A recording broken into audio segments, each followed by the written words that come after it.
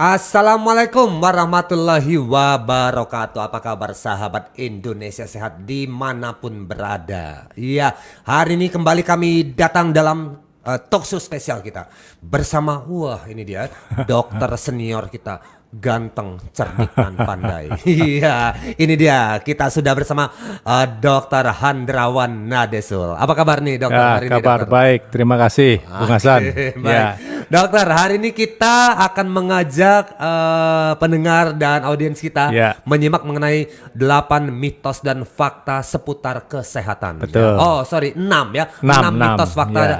seputar kesehatan ya. Ya. Baik, kita akan bedah satu demi satu nih, dokter ya. Oke. Dan buat Bapak Ibu Saudara sekalian yang bisa mendengarkan siaran ini, tentunya Anda perlu ya menyimak sampai selesai. Kenapa? Ini adalah selama ini kalau sudah kita ngomong mitos, fakta, ini sangat lekat dengan kehidupan sehari-hari kita nih Pak Bu ya. Dari bahkan ini bukan dari kita aja, dari nenek, dari kita sampai ke anak cucu ini udah turunan ini. Jadi ini kalau terus ini nggak kita redam, wah ini bisa sampai ke 9 turunan ya selanjutnya ya. Nah maka hari ini kita coba akan luruskan, kita akan berikan pencerahan atau pandangan baru seputar mitos dan fakta tentang kesehatan ini. Nah nih Dokter Handrawan, ini kita hari ini akan bedah yang pertama. Kita akan bongkar mitos yang pertama ini dok. Ini katanya dokter akan membahas mengenai kehamilan. ya. Wah ini kalau udah ngomong kehamilan ini topik favorit saya nih dokter. Ya, Gimana nih, ya, apa ya. nih, dok? Ini yang Iya, iya. kehamilan. Sebetulnya di Indonesia berkembang ya banyak mitos kehamilan. Jadi mungkin perlu saya tambahkan bahwa mitos itu selain menyesatkan juga maaf ya, mungkin pembodohan ya. Jadi merugikan masyarakat kalau tidak dilakukan takut, tapi kalau dilakukan takut, tidak dilakukan merugikan. Jadi misalnya sering saya dengar dari praktek sehari-hari, kalau ibu hamil makan ikan, nanti anaknya bau amis. Nah itu mitos. Salah itu dok. Salah, pasti Dan- salah. Dan itu jadi membuat ibu-ibu jadi Takut nggak makan ikan. semua selama hamil itu ya. Betul. Padahal harusnya supaya anak otaknya berkembang, itu protein mesti cukup. Nah, kita tahu protein yang paling bagus itu dari ikan. Jadi ikan itu sumber protein yang menyehatkan, apalagi ikan laut. Nah, jadi mitos ibu hamil tidak boleh makan ikan merugikan. Oke, jadi salah selama ini ya. Salah pasti. Oke, jadi sekarang Bu, kalian lagi hamil, makanlah ikan banyak-banyak Bu, Betul. biar anaknya pinter kayak Dokter Handrawan. Ini bikin makan ikannya Makan banyak ikan. dan ganteng kayak aku Bu.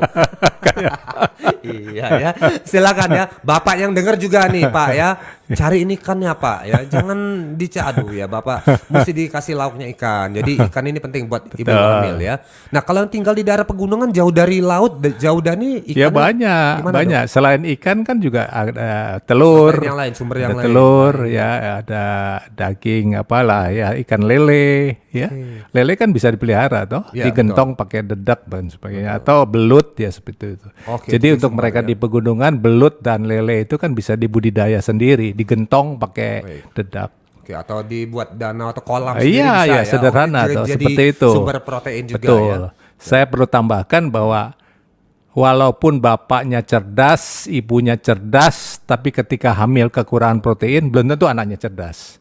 Walaupun punya bakat turunan cerdas dari bapak dan ibu, tapi kalau selama hamil kurang protein, kecerdasannya tidak optimal. Oh, iya. Jadi rugi ya. yang Rugi, udah- kasihan. Yang bapak IPK-nya 3 ke atas ya, ibunya ranking 1 terus dari SD sampai Iya. SMA nih. Sayang kalau Sayang. Aduh ya, Betul. itu tadi ya. Jadi penting ini protein ya Bu, jangan lupa ya. Jadi jangan sampai nanti ya orang bingung ini, bapaknya jago matematika, ibu jago fisika, kok Iya. anaknya nggak Iya. ngerti apa-apa ketika hitungan matematis ya. Jadi ternyata tadi ya. Iya. Jadi masalah protein ini asupannya harus cukup ya dok ya. Cukup. Termasuk selama kehamilan. ceker ya, barangkali Nah, perlu tambahan ceker ayam. Ceker ayam kenapa nih dok? Ya ini kan mitos, anak supaya kakinya kuat dikasih ceker ayam. Ini mitos, merugikan. Anak tidak layak, tidak cukup diberikan ceker ayam. Karena satu, ceker ayam tidak menambah kuat kakinya. Kedua, ceker ayam tidak ada protein. Karena mitosnya anak cukup ceker ayam supaya kaki kuat, dada ayam untuk bapaknya. Karena bapaknya bekerja, perlu makan dada ayam. Nah itu keliru. Mungkin ini bapaknya atau orang tuanya mantan pelari jarak jauh ini. Betul, Dok. betul. Jadi anak supaya larinya kencang. Larinya ya. kencang. Oke. Ya. Tapi ya memang ya kalau dilihat ya ayam kan ya masyarakat kita kan sering memperhatikan sehari-hari oh ayam nih kan kuat ya cekernya melambangkan satu telapak kawan lapak itu jalan melangkah itu juga stabil. Diharapkan anak akan seperti itu. Ternyata ini salah. Bukan, ayam jago itu bertengger pagi hari itu tegak tuh bertengger. Oke. Nah itu, jadi image citra ayam jago tuh bertengger kokoh. kakinya. Nah oke. anak supaya kokoh dikasih ceker salah. itu. Salah. Ya. Salah. Karena di dalam ceker sendiri tidak Tidak ada mengandung protein. Oke. Tidak ada protein. Baik, baik. Ya. Oke ya. Jadi Ya. ya tadi ya Pak beliin dagingnya ya, jangan cekernya doang ya. Soalnya aku juga dulu dikasih ceker juga Dok. Karena kalau pas olahraga Nah, biar supaya pelari, ya. kuat kakinya katanya tadi seperti itu. Jadi ternyata tidak ada hubungannya untuk menguatkan kaki Ya, ceker ya. ya. Oke itu tadi sebentar kehamilan ya ceker apalagi Dok ini yang menarik juga tentang masih kalau kehamilan Iya minum es ya, minum Es. es ya. Nanti anaknya besar ya tidak lah, tidak ada hubungan ya. Baik, Jadi bahwa ibu hamil perlu minum sekurang-kurangnya 30 cc per kilogram berat badan. Kalau ibu beratnya 60 ya 1,8 liter minimal. Nah dia harus ada kehamilan tambah lagi dengan kehamilan sepertiganya. Ya. Sepertiga dari itu 600 cc. Oke, jadi ibu-ibu yang hobi minum air dingin, es Ya, batu, jangan takut, tidak usah takut, nggak Ya, akan. tidak akan bertambah besar hamil. Nah, ini dia ya. Nah, ini yang menarik yang kalau di masyarakat kita yang banyak nih hobi makan sambal. Ini katanya nanti Nah, bayinya kepedesan. Ini Ya gimana? tidak, karena Enggak sambal juga. itu tidak masuk ke ya nggak masuk lah. Pete juga tidak masuk, jengkol juga tidak masuk. baik, Jadi baik. tetap saja. Baik. Yang penting ketika hamil perlu makan segala saja apa. Oke. Jangan picky, jangan pilih-pilih. Semua dimakan kecuali kulit durian ya semua boleh. Soalnya kalau udah ngomong kehamilan ini pantangannya ini Nah, aduh itu. ya.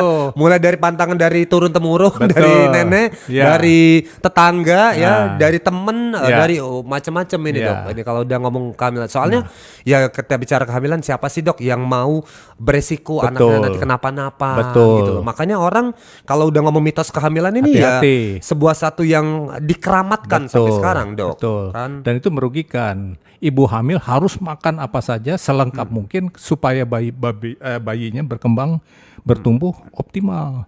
Karena butuh macam-macam gizi. Ada 45 nutrien zat gizi yang diperlukan. Kalau ibunya cuma makan nasi, gado-gado, nasi super mie, kurang. Nggak akan ngejar ya ke Nggak situ akan ya. ngejar. Nah, tapi di sisi lain kan Dok kalau ada bicara orang hamil, ibu hamil kan anjuran dari kita kan pengennya dia makannya sebanyak-banyaknya. Tapi di sisi lain dari ibunya yang hamil sendiri buat makan itu kan susah Dok. Belum tentu. Jadi kalau kehamilan dengan ngidam itu bahasa kedokternya pika, memang ada. Tapi tidak semua ibu hamil ngidam 3 bulan pertama. Ya. Nah ngidam itu ada dua macam, Bung Hasan. Ya. Satu ngidam psikologis, kalau bapaknya kurang perhatian. Jadi mintanya yang aneh-aneh, tidak musim duren pengen duren, ya, pengen menjilat kepala orang botak misalnya, itu kan aneh. Semakin aneh, semakin seneng dia. Itu kan mencari perhatian. Baik. Yang kedua ngidam secara fisik memang butuh. Jadi biasanya kekurangan mineral. Maka pengen makan rujak karena dalam buah itu kan mineral. Oke. Nah, jadi diikuti saja. Oke, Pengen kasihkan apa? saja. Iya. Nah, kalau buah. ngejilat kepala orang botak tadi Nah gimana ini nih Dok? susah ini. Cuman ya itu tidak apa-apa, tidak masalah psikologi saja. Oke, jadi Cuman nggak kan bapaknya takut. Ya. Kalau ngidam tidak dipenuhi nanti ngeces. Itu tadi, Anaknya ngeces. Betul. Nah, ini ada hubungannya Dok. Ini karena tadi ini juga lekat juga di masyarakat kita nih. Iya, betul. Gimana? Memang ada kaitan ya ke sana Dok. Anaknya Iya. nanti akan ngecas Iya, gitu. itu kan kepercayaan saja sebenarnya tidak seperti itu. Tidak, Cuman perhatian ibu itu satu tanda suami itu kurang perhatian pada istri. Oke. Jadi carinya yang aneh-aneh. Iya.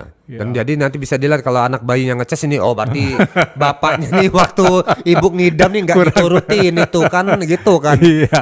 Oke. iya. Padahal tidak ada hubungannya tidak ada, ya. Tidak ada. Nah, Tapi oke. kalau ngidam betul fisik, kekurangan mineral, ibunya anaknya bermasalah, artinya kekurangan vitamin mineral. Baik, jadi ini selama proses pokoknya kehamilan dari bulan 1 sampai 9 ini ada banyak hal yang memang perlu perhatikan semuanya. Betul. Ya, tadi kan dokter kan menyoroti bapaknya. Ya. Nah, ini ibunya sendiri Ya. ada nggak dok katanya yang juga perlu jadi perhatian ini selama hamil ini dok? Ya, perlu perhatian. Jadi artinya bukan saja fisik tapi juga psikologis ya diperhatikan. Ya kalau enggak tuh pikanya itu ngidamnya itu Ya. bermasalah. Ya, Kalau ya. bermasalah dia mungkin jadi tidak nafsu makan. Nah, 3 bulan pertama ini tidak boleh sampai kekurangan makan.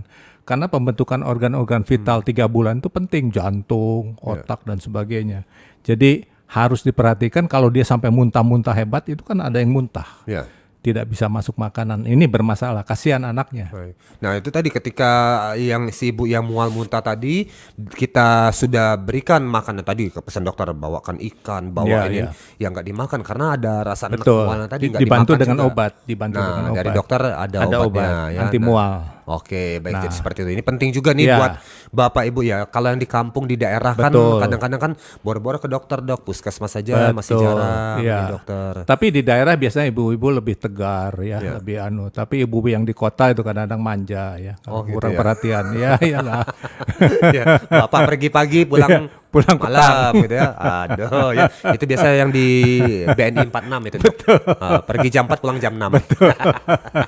Oke, tadi ya. Masih soal kehamilan ya, Bu ya. Jadi ini penting, bukan hanya ibu. Ini bapak juga harus perhatian soal ini ya. Terutama kita bicara juga nih perhatian untuk pasangan-pasangan muda nih, Dok. Betul. Ini dokter kalau ngomong pasangan muda ada mitos-mitos ini lagi nggak dok yang berkaitan dengan misalnya pasangan muda ini dok? makan pisang yang dempet nanti anaknya kembar dempet. Ya itu kan keliru. Itu menyesatkan kan. Kalau pisang dempet itu dimakan oleh ibu hamil nanti anaknya dempet kembar dempet ya ndak ada hubungan. Sikat sama aja sekali. kalau ketemu Sikat pisang itu. aja. Kalau pisang goreng gimana dok? Pisang goreng apalagi? Takut nanti anaknya melepuh gitu dok. Enggak. Iya. Kalau pisang goreng jangan telat ngangkat nanti iya, gosong. iya, gosong ya. Malah itu nanti yang pahit yang enak ya. Oke, jadi itu ada banyak sebenarnya ada ratusan ya mungkin ya kalau ini bisa jadi satu kitab sendiri ya mitos-mitos. Nah saya juga mau tanya kenapa dok mitos yang selama ini sebenarnya tidak masuk akal ya sebenarnya dengan nalar tuh tidak nyampe kita kok bisa bertahun-tahun berpuluh-puluh tahun turun temurun tetap berjalan dok dan kayaknya walaupun kita sering ada diskusi Iya, kesehatan dokter Handarawan juga Iya. sudah keliling Nusantara kok Iya. nggak bisa diputus itu dok? Susah karena pertama mitos itu kan anggapan keliru yang tidak bersesuaian dengan keilmuan. Ilmu apa saja? Ilmu matematik, terutama ilmu kesehatan. Nah, orang takut untuk melanggar. Takut. Nah, kenapa sampai terus berkepanjangan sekian generasi bahkan generasi sekarang pun pasangan muda masih ada yang berpikir seperti itu. Takut karena dilanggar nanti betul terjadi. Nah, jadi harus diyakinkan secara keilmuan tidak ada bukti ilmiah. Tidak bersesuaian dengan ilmu. Yakinkan saja itu. Baik ya. Nah, Tapi misalnya kalau hamil bapaknya nembak burung, nanti anaknya cacat. Nah, tapi ada kejadian juga dok memang begitu ya dok. kebetulan. Kenapa? Oh, kebetulan ya. Kebetulan nggak bisa. Soalnya Jadi ada yang di namanya kampung. signifikan itu dari 100 kejadian nembak burung semua anaknya cacat. Ya, tapi kan enggak. 1-2 ya kebetulan saja habis nembak burung ya kebetulan anak lahir cacat. Dan lahir cacat itu bisa dibuktikan secara ilmu Ilmiah. kedokteran. Ada. Oke, Tapi penyebabnya bukan karena nembak burung. Soalnya ada teman di kampung memang begitu dok. Iya. Jadi ya itu jadi cerita. Nah, Iya, itu betul. testimoni itu yang jadi cerita. Aduh, apalagi ditambah bubu-bubu. Nembaknya Betul. malam Jumat lagi. Iya. Ada suara-suara. Wah, tambah serem Betul. lagi nih. Motong ayam. Nah. Jadi bapak lagi istrinya hamil nggak boleh motong ayam. Iya, betul. Nanti anaknya kepalanya nggak ada. Aduh. Kejadian kepala tidak ada, nggak tertutup, otaknya ada. Tapi bukan penyebabnya karena menyembelih ayam. Ada itu. Ya rasanya sampai saat ini ya kalau mau antara pilih berani melanggar itu atau enggak ya tetap rasanya masyarakat tetap masih memegang teguh itu. Iya ya, Dok, harusnya ya. sudah modern, sudah Pelan-pelan wawasan sudah. itu ya harusnya beranikan lah bahwa itu Gitu ya. tidak mungkin Tidak mungkin. terjadi kalau dilanggar. Oke, ini seputar kehamilan-kehamilan ya, Bapak Ibu sebenarnya banyak sekali. Cuman karena kita juga dibatasi waktu, ya kita untuk kehamilan sampai situ dulu ya. Ada lagi yang kita akan melangkah ke mitos fakta selanjutnya ini adalah mengenai kolesterol dok ya. Ya. Nah ini kolesterolnya katanya dokter punya update terbaru nih Dokter Handrawan tentang kolesterol ini dok. Ya, saya selintas dulu ya. Ya. Kolesterol itu lemak. Ya. Dalam lemak tidak hanya kolesterol. Lemak itu ada kolesterol unsurnya, ada lemak jenuh, ada lemak tidak jenuh. Nah, semua lemak dibutuhkan tubuh dalam batas yang tertentu, tidak berlebihan. Nah, kolesterol dibutuhkan untuk bikin hormon, untuk melindungi sel-sel tubuh dan sebagainya. Fungsinya ada. Jadi jangan takut kolesterol. Yang kita takuti kalau kolesterolnya meninggi dalam darah. Jadi orang suka makan, aduh saya makan kolesterol. Nggak usah takut, kolesterol tinggi kan adanya di laboratorium, bukan di meja makan. Dan itu betul, ada betulnya. Jadi 5-6 tahun terakhir ini dinyatakan oleh dunia WHO bahwa kolesterol apapun, kolesterol itu ada di kepiting, cumi, udang, ya. Jadi otak, ya, itu yang tinggi kolesterol dan dinyatakan sekarang walaupun kita mengkonsumsi kolesterol banyak, itu kalau tubuhnya normal, fungsi hatinya normal, dia tidak meninggikan kolesterol dalam darah. Jadi jangan lagi takut makan kolesterol termasuk telur. Saya akan bicara nanti tentang telur kalau ada waktunya. Nanti kita akan lanjut lagi, perdalam lagi setelah kita yang satu ini mau melintas sebentar. Melintas, Ini dia. Kasih dulu ya.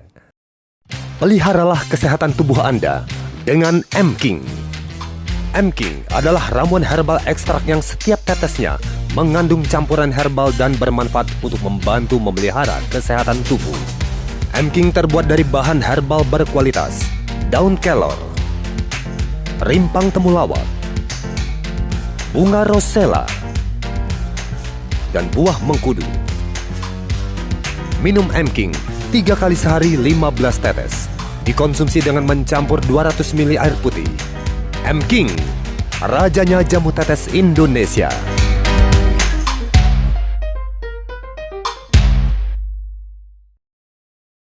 Oke sahabat Indonesia Sehat, kita masih lanjutkan dialog spesial kita dengan Dr. Handrawan Nadesul ya.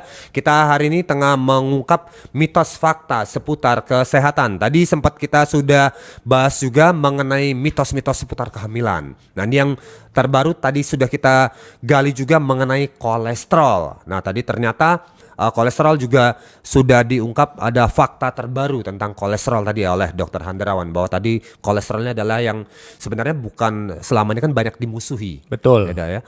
Justru ini adalah ternyata kolesterol punya perannya sendiri buat tubuh kita. Tadi menarik kata dokter tadi adalah bahwa goreng-gorengan, minyak-minyak seperti itu tidak secara langsung meningkatkan kolesterol kita. Yang bikin kolesterol naik adalah makanan-makanan seperti Tidak. Jadi sekali lagi lemak itu ada kolesterol, berbeda dengan gorengan itu lemak jenuh, minyak ikan itu lemak tidak jenuh. 3 jenis lemak ini yang kita makan setiap hari. Betul. Dari gorengan lemak jenuh, dari minyak ikan lemak tidak jenuh. Lemak tidak jenuh lebih menyehatkan karena dibutuhkan oleh tubuh untuk otak anak dan sebagainya. Nah, kolesterol sendiri itu dari jeroan. bukan golongan dari minyak-minyakan tadi ya. Lemak, golongannya kolesterol, tapi asalnya jeroan, usus, hati, babat, otak, udang, cumi, kepiting, tinggi kolesterol. Jadi tapi makanan, bukan berarti itu tidak boleh kita makan. Nah, yang saya nyatakan ada hal baru itu sejak 5-6 tahun lalu dinyatakan oleh dunia bahwa kolesterol yang kita makan tidak serta-merta meningkatkan kolesterol dalam darah seperti mitos, seperti pernyataan dunia medis 50 tahun terakhir. Jadi dokter bahkan masih ada yang mengingatkan hati-hati jangan makan kolesterol. Nah itu sebetulnya tidak lagi seperti itu. Jadi ini info terbarunya bukan terbaru, sudah 5-6 tahun lah ini ya. Dinyatakan seperti itu. Jadi dokter melarang bahwa kolesterol itu makanan yang jahat, itu tidak lagi berlaku mestinya. Jadi mohon maaf kalau ada teman sejawat yang mungkin belum membaca ini ya. Nah hal lain bahwa kita butuh kolesterol juga, kecuali tubuhnya itu memang ada gangguan liver. Karena kolesterol diproduksi oleh hati. Organ hati yang memproduksi kolesterol sekitar kira-kira 90%. Nah 10% itu dari makanan. Jadi peran makanan hanya 10%, kecil sekali tidak ada. Dan terjadi homeostasis. kalau makanan kita banyak kolesterol, produksi kolesterol di dalam tubuh dikurangi, diatur. Oh, sebenarnya Hebatnya luar biasa, begitu. luar biasa. Tubuh tuh begitu, homeostasis namanya. Selalu dalam balance keseimbangan. Kalau kita makan kolesterolnya kurang, produksi ini ditingkatkan. Sedemikian rupa sehingga kolesterol dalam darah Selalu dalam balance. batas-batas yang normal. Baik. Batas normal diperlukan apa? Bikin hormon, melindungi sel-sel tubuh. Ya ada 6-7 macam fungsi kolesterol. Nah, kenapa ada yang sampai kolesterol melonjak tinggi tadi, Genetik Dok? ya. Jadi kolesterol tinggi, walaupun orang itu tidak makan kolesterol tetap saja tinggi. Itu namanya keturunan. Oke. Jadi kolesterol keturunan ada yang lemak, trigliserid, kolesterol dalam darah itu kan ada trigliserid, ada kolesterol. Nah, kalau turunan bisa kolesterol saja tinggi, bisa saja trigliserid tinggi atau kedua-duanya tinggi. Itu turunan. Jadi memang bawaan Dari genetik dalam hal lahir, ini ya. Genetik. Orang tua, kakek, nenek bisa nurun. Wah. Nah, ini gimana Dok kalau yang sudah terima nasib Ya begini sudah, artinya ya sudah Allah. digariskan begitu. Oke. Harus bergantung obat. Jadi Oh, kalau oke. ditanya apa saya harus minum obat kolesterol lemak sepanjang hayat? Betul. Pada orang yang genetik nggak bisa. Karena dia pantang sebagaimanapun tetap aja tinggi. Jadi harus ditekan dengan obat. Oke, jadi itu Seumur hidup. bukan mitos lagi itu. Bukan Memang mitos, sudah memang faktanya faktanya begitu ya. begitu. Nah, untuk tahu dia memang ada kolesterol genetik ini Ya apakah ada dilihat pemeriksaan laboratorium. khusus ya? Laboratorium. Ya. Kalau dia melonjak yang sangat tinggi 300 kolesterol, trigliserid mungkin 600, 700. Normal kan 150.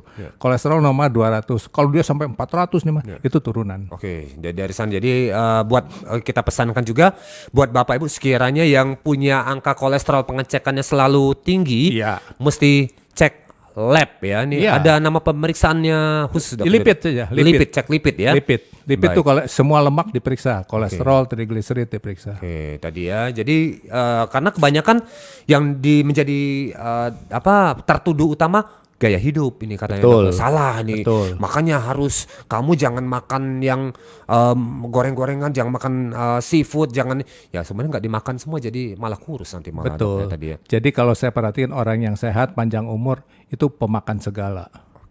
Karena Tuhan sudah sediakan di bumi, kita nikmati. Yang salah itu makan berlebihan, rakus, ya. Harusnya proporsional. Baik, Yang saya minggu lalu saya sampaikan makan itu balance diet. Menu seimbang. Karbohidrat, nasi, jagung, sagu, ubi itu 60%. Protein 25%, telur, ikan, susu, daging itu 25%. Nah, lemak ini 15%. Oke. Yang menjadi masalah orang sekarang Kebalikan. lemaknya lebih dari 15%, gorengannya banyak. Ya, gorengan secukup saja. Baik. Saya ambil kesimpulan, ambil gambaran lah. Ya. Satu potong gorengan mungkin lemaknya itu 5 gram. Minyaknya Ya, minyak ya. 5 gram.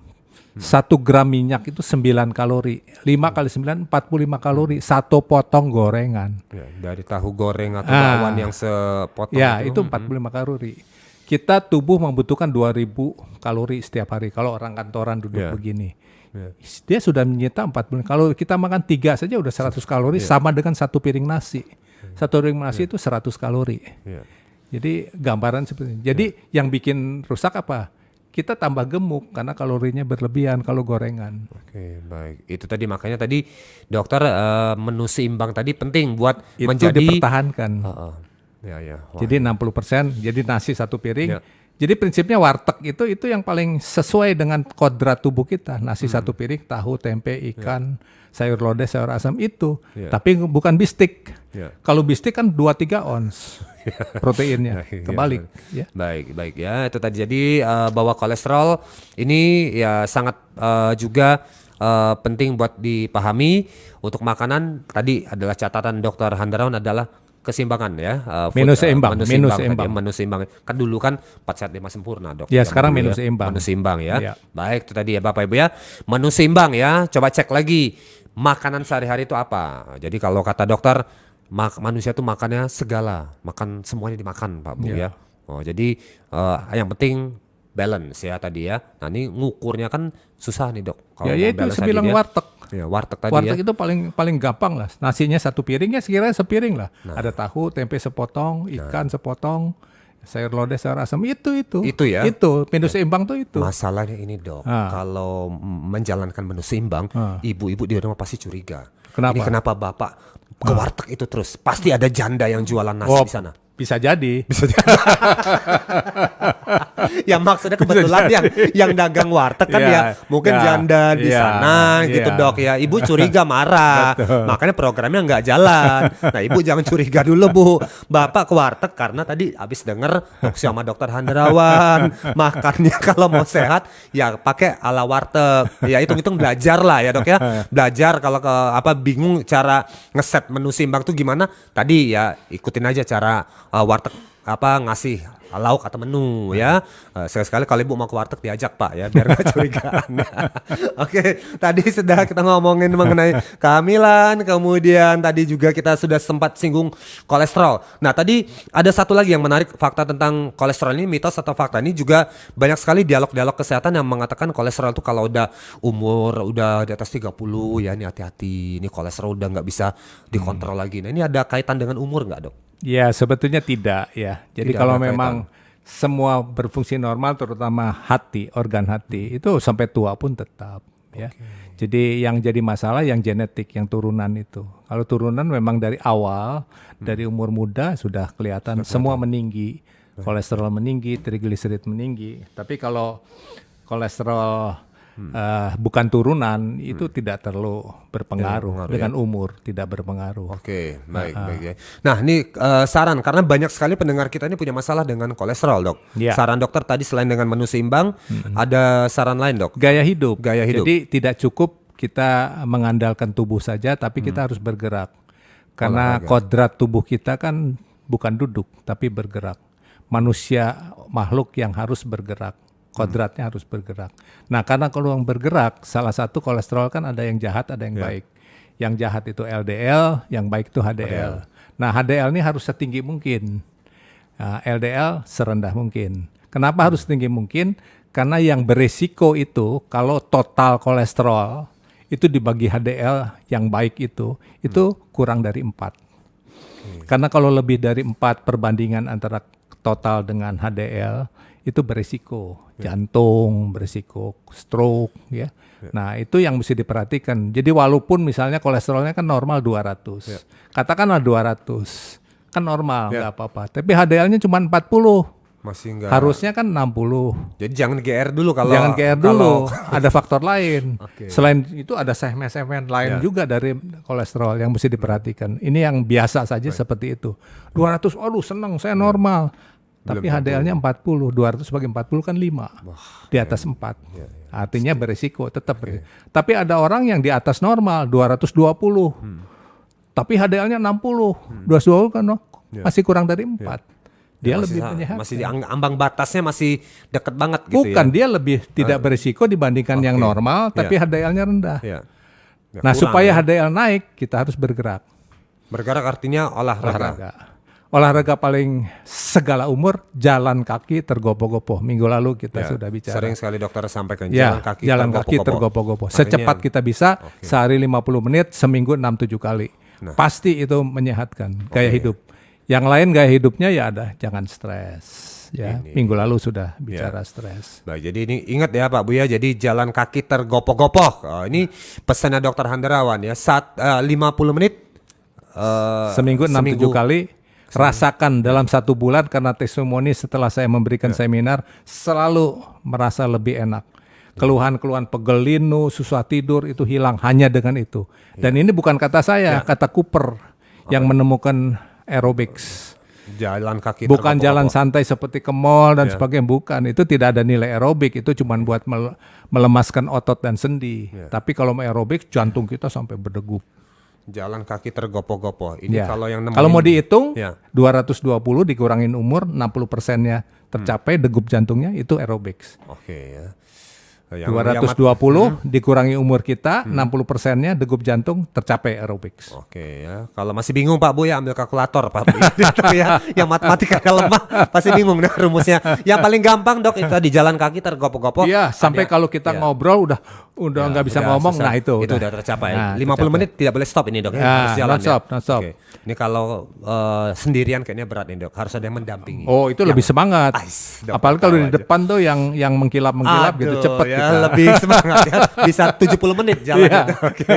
Baik, menggenapi segmen ini, Dok ya. Tadi kita ngomong juga tadi tentang kolesterol. Nah, itu tadi sekarang kita ngomong tentang diet. Ini juga banyak sekali mitos faktanya seputar diet ini. Sebenarnya diet ini apa catatannya dari Dokter Handrawan ini? Ya diet ya sebetulnya yang susah di Indonesia ini, mohon maaf ya, yang bukan latar belakang dokter tapi mengajak masyarakat untuk bikin diet yang macam-macam.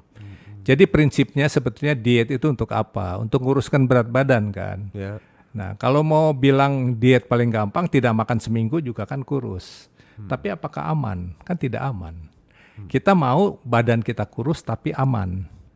Nah itulah diet yang macam-macam itu saya amati itu tidak aman sebetulnya. Macam-macam Betul yang berhasil. Selalu bilang, oh dok saya ikut diet itu. Cepat banget Tapi turun. badannya rusak. Ada pasti kerusakan. Pasti ada gangguan. Ada sosok-sosok selebritis yang bikin diet ini macam-macam. Itu membahayakan. Kalau di luar negeri tidak boleh. Orang tidak ada latar belakang kedokteran menganjurkan diet ini itu. Jangankan diet ya yang sampai pengaruhnya besar. Menawarkan, menganjurkan obat saja itu ada regulasinya. Nah ini sampai bikin buku, Misalnya Dok, bukan kemarin. ini, ya minum obat ini itu salah, nggak boleh. Anda bukan dokter kok menganjurkan. Baik, baik. Ya. Jadi diet artinya kalau kita mau kurus, ya seperti saya bilang itu. Jadi kalau kita bertambah gemuk itu artinya yang kita makan dengan yang kita pakai untuk aktivitas, kelebihan yang dimakan. Jadi supaya seimbang yang dimakan dengan aktivitas selalu neracanya seimbang. Itu aja kuncinya. Oke. Cara ngitungnya gimana, Dok? Caranya begini, kita makan sehari-hari seperti yang biasa kita makan. Oke. Kita aktivitas seperti yang biasa kita lakukan. Seminggu kita timbang berat badan. Kalau berat badan kita stabil, tetap saja begitu, cocok yang kita makan, sepiring dan sebagainya, dengan aktivitas harian selalu seimbang. Yang dipakai sama yang keluar seimbang. Tapi kalau berat badan kita terus naik, berarti yang kita makan kelebihan daripada aktivitas. Apakah perlu diet? Nggak perlu, silakan makan sekenyang-kenyangnya, seenaknya. Tapi aktivitasnya ditambah. Supaya dibakar, supaya antara yang dimakan dengan yang dipakai seimbang. Misalnya biasa cuma jalan kaki apa, tambahkan olahraganya, berenang lah apa dan sebagainya. Baik, Gitu. jadi itu tadi. Jadi olahraga apa? Yang Apapun. Tadi saran dokter ya paling Jalan gampang paling putar. murah, sederhana dan dilakukan semua orang, jalan kaki tergopoh-gopoh. Jalan kaki tergopoh-gopoh ya. Akan lebih bagus lagi Pak. Ya ada yang mendampingi. Ya. Maksudnya mendampingi ibunya gitu Dok. Kalau lagi malas ya dikejar anjing kan juga cepat. Bukan tergopoh-gopoh lagi, itu ngebut ya. Baik, oke dokter ya, soal diet ini kita nanti akan gali lagi lebih dalam ya pada dialog kita yang untuk yang segmen part keduanya. Ya. Dan untuk ini kita cukupkan dulu sampai di sini. Oke. Dan terima kasih, nanti kita akan sambung lagi di part yang keduanya. Sampai jumpa lagi sahabat Indonesia Sehat, jangan sampai terlewat part 2 kami masih bersama Dr. Handrawan Adesul. Kita akan gali lebih dalam mengenai diet. Kita ketemu lagi di waktu dan kesempatan yang sama. Sampai jumpa lagi.